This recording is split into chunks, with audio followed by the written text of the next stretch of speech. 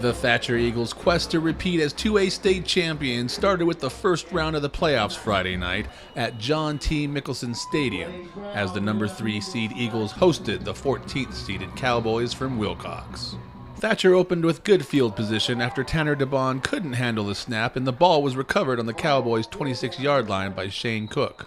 Thatcher fumbled the ball right back, but after forcing the Cowboys to punt, quarterback Tyler Roebuck weaved his way in and out of the Willcox defense on the Eagles' first play of their second possession, and then out-sprinted the DB to the corner for the 64-yard TD. It would be a sign of things to come. On 1st and 10 from the 11 on the next possession, Roebuck hits Rulon White for an apparent TD, but he coughs up the ball and the fumble rolls out of the end zone for a touchback turnover. The Eagles would get the ball right back, however, after DeBon had trouble with his second snap of the night. Thatcher capitalized on the turnover as Brock Jones spins out of a tackle, and heads on in for a 20-yard TD. Thatcher didn't let up on the gas, however, and attempted an onside kick that was eventually recovered by Jordan Herbert. Roebuck then heads around the right side and gives a late pitch to Bretton Dodge, who races down the right side, and nobody's gonna catch him.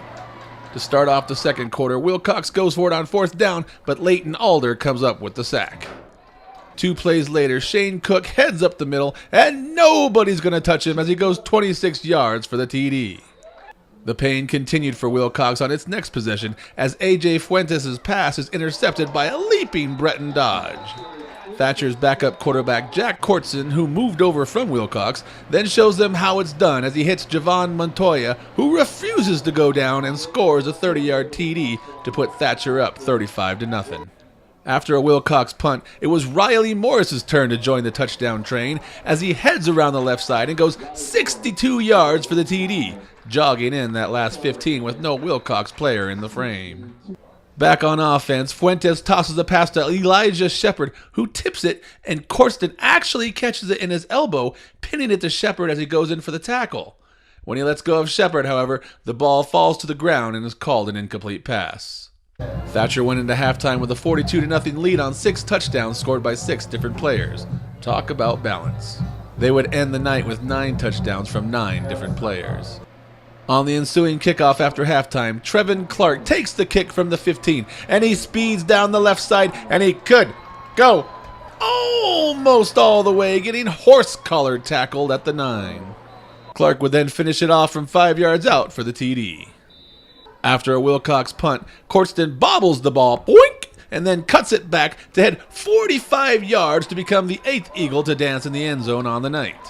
Then the Eagles' 3rd quarterback, sophomore Kyle O'Donnell, scoots around the left side, and he could be gone, but he's not as he just steps out of bounds to end the 3rd quarter.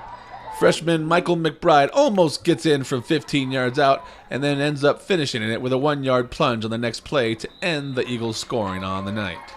On a drive aided by multiple Eagles penalties, Fuentes finds Jesus Juarez in the back of the end zone for a 10-yard TD to avoid the shutout in garbage time. Thatcher then ran out the rest of the clock and left the field with a 62-6 victory. It was a good win. We played hard. Still got a few things to work on, but it is what it is. We played pretty good ball. It looked like it was a cakewalk for you guys from the get-go. I don't think Willcox had much of a fight in them. Maybe 3/4 speed, you guys just walked all over them. I mean, it's tough. In 2A, you got Ironman. If you're missing 4 or 5 starters, that's like missing 8 or 9, So, they were playing half-mast. That's a good football team, Coach Tyson at Hightower, whatever it is, he did a good job his first year. So, it's hard when you're missing starters. We played pretty good, but still made a few too many mistakes. How'd that feel, taking the field against your old team and taking it to them? I felt great. It was good to finally go against them. The first week, I had to sit out 5 games that I didn't get to play, so it was nice to go back and be able to play them in the playoffs. Any feelings or thoughts about taking them on the first game here in the playoffs? I mean, they're still all my buddies. It was fun. I mean, there's no hard feelings, and it was a fun game. Nice and competitive. Moving forward, you got any preference? You want St. John's or? Yeah, St. John's will have another round at them. We played during the season, and it was a good game, so I hope we get them again. This is not how you guys wanted your season to end on this field in this first round playoffs, but take me through tonight's game. What didn't go right for you guys tonight? Had a lot of turnovers that were we didn't need them. and anytime that they turned it over, we didn't have a chance to capitalize because just make mental errors. Anything you want to say to your teammates about your season? We'll get them next year, I guess. I mean, it was a team. We didn't, young team in the playoffs. We didn't really know. As players, I don't think we understood the moment of the game. But going against the defending state champions, they knew what it took, and they knew how to get it done. And we just came up a little short today, and the better team won. Hopefully, we can get them to take that step, and it all depends on this offseason. If we come in and we make the commitment and we get what we can do, and take care of the little things, we'll be fine. We'll get better. But if not, it'll just be the same. But if we can get into the weight room and get in the off season and dedicate to it, we'll be much better. Any preference over who you play next week here at home, St. John's? We just got to worry about us. And, we'll play whoever comes. How's it looking for you guys? Are you going to repeat this year? Still way too early to tell. We got a lot of mistakes to fix, but 1 week at a time. The Eagles will now host either Santan Foothills or St. John's next Friday at 7 p.m.